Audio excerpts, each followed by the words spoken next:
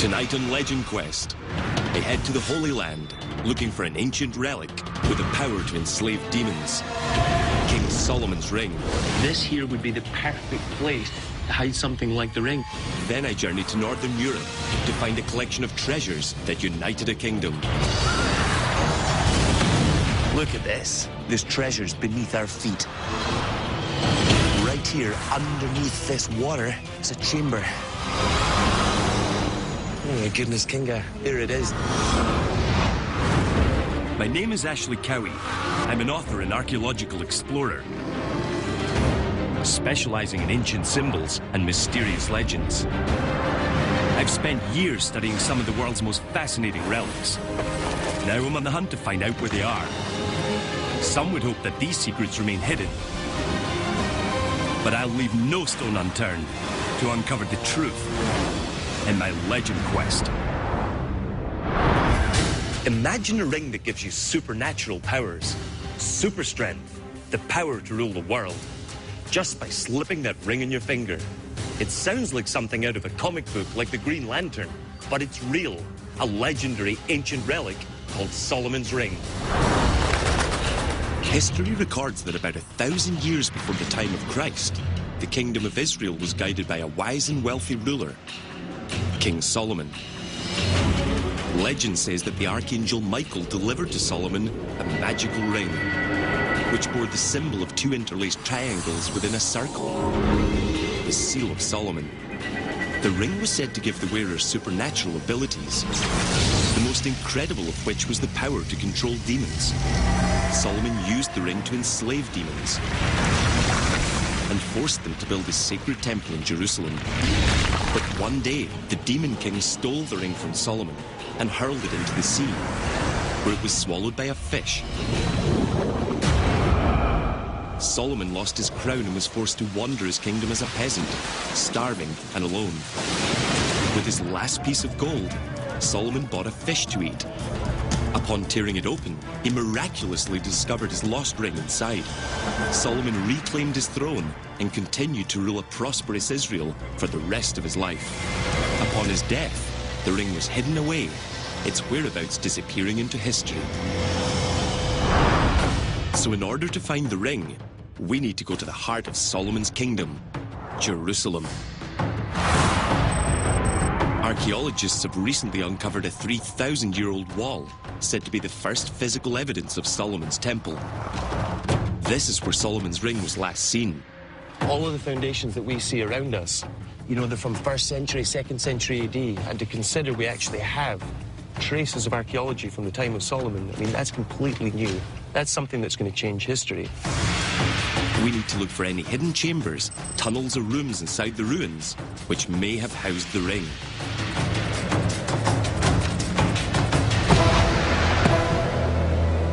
We arrive at the dig site and meet local archaeologist Josh Evan Hen. He's all smiles. I hope that's good news for us. This is one of the hidden gems of Jerusalem. The entrance to the city of Jerusalem as it was in the time of King Solomon. What we're looking for is chambers, tunnels, anything like that under there that's been uncovered. Look, this is an active dig site. It's not safe for people to go down there. We can't go down there. I cannot take you down there.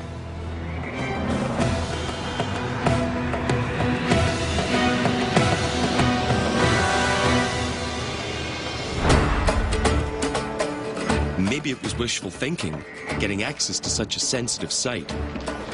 But that doesn't mean we won't get in.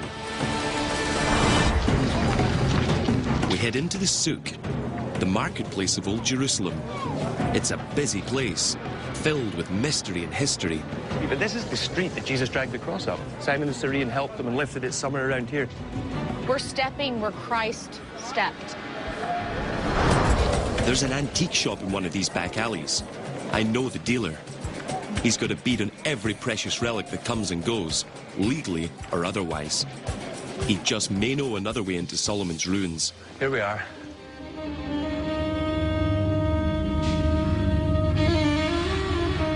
Hadir. This is Kinga. Hadir Badoun knows I'm not here to bargain for antiques. Let me take you to my old place. He takes us to the back room. This is where he keeps his most valuable treasures. And where we can speak in private. But we're trying to find Solomon's ring. And we know we have to get as close to Solomon's temple as we can. But we cannot get close there. Is there anything you can give us to help us? Well, I wish that I'm younger. I remember when I was very young, a tunnel I used to pass 61 years ago. You know a tunnel underneath the Temple of Solomon.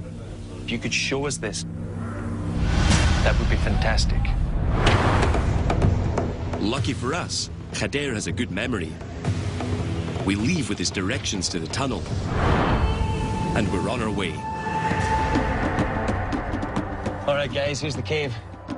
So you got your torches ready? Yeah, ready to go. We find it on the edge of the city. The tunnel that may lead beneath the ruins of Solomon's temple.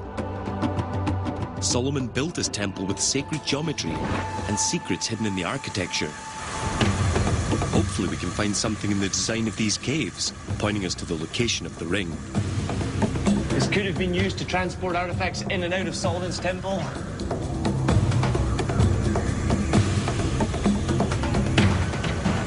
Wow, it's an abyss that goes upwards. Took you the way to Solomon's temple, right here. Look at that. It's definitely big enough to send a person, people, treasure down. All of the above. This is completely different than the start of the tunnel.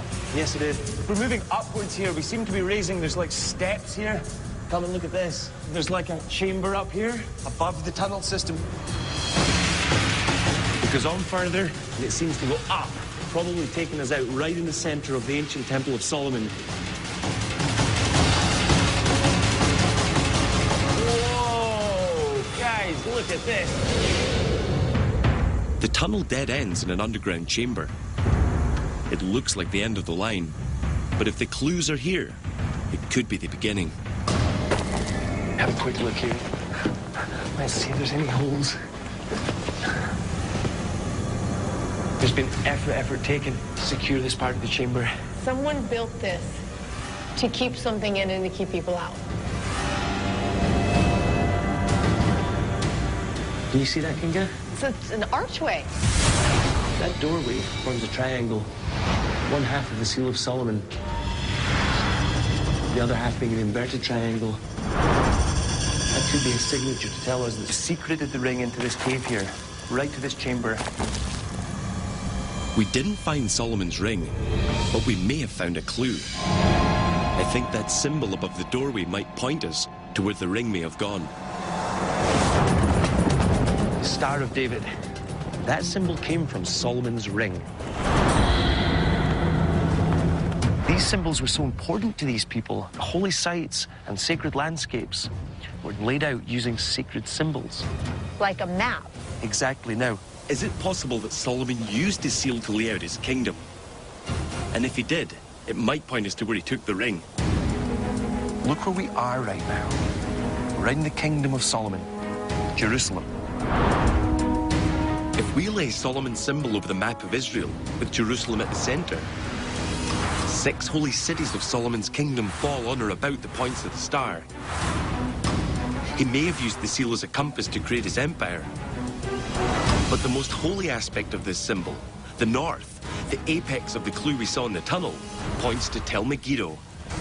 A fortification of Solomon. This was one of his most important strongholds to the north. There's archaeology up there that shows he protected the Holy Land from attacks from the north. But most importantly, Tel Megiddo is where the 3 major religions believe the battle at the end of days is going to happen. Armageddon. Armageddon. Megiddo means Armageddon. It was going to be the final battle between good and evil. The ring itself was said to have the forces and the power to command the demons. Perfect weapon. The Seal of Solomon is everything and is pointing us towards Tel Megiddo in the north. We follow the clue, 2 hours north, to Tel Megiddo. Ancient ruins built by Solomon on the top of the highest hill in a nearly deserted valley. Okay, we're here, Tel Megiddo, guys. All right, troops.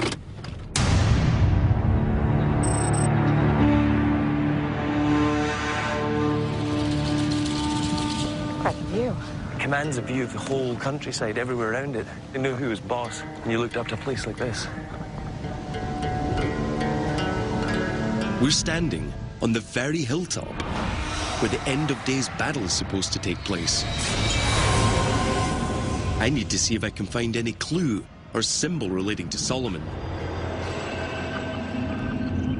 I've got a kind of feeling of darkness around today, sort of feeling of foreboding, as if some things are best left untouched. After hours of looking, I haven't found any symbols or traces of Solomon at this site. Ashley. Yes. But when Kinga reappears, she's got someone with her. Norma Franklin. Sweet you. Say that. An archaeologist who's been working at this site for 20 years.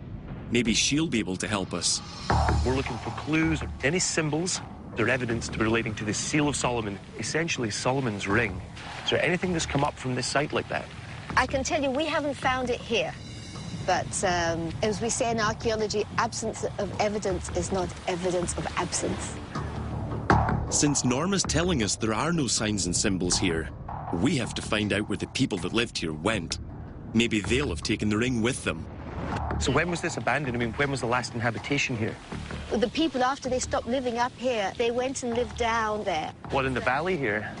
It marks the site of the village that took over the story of this tell. Today, it's a prison. If you're looking for symbols, that's where you'll find it, not up here. The people that lived up here moved into the valley below. The ring or any clue leading to its whereabouts may have gone down there with them. But those village ruins are now beneath a maximum security prison. And that's exactly where we're going to go in search of the Ring of Solomon. I made several calls and finally got his approval to go into the prison, on condition we take every measure to protect the identities of the people inside. We are going into a maximum security prison. They are going to be watching our every move, so we have to be very, very careful. We're in a maximum security prison. This could put us right on top of the ring. Our quest for the demon-controlling Ring of Solomon has us headed into a maximum security prison in northern Israel to investigate the ruins of an ancient village, on the condition that we take every measure to protect the identities of the people inside. It's possible the guards and barbed wire have kept people from finding the ring, but we may have moved one step closer to it. We have to be very, very careful.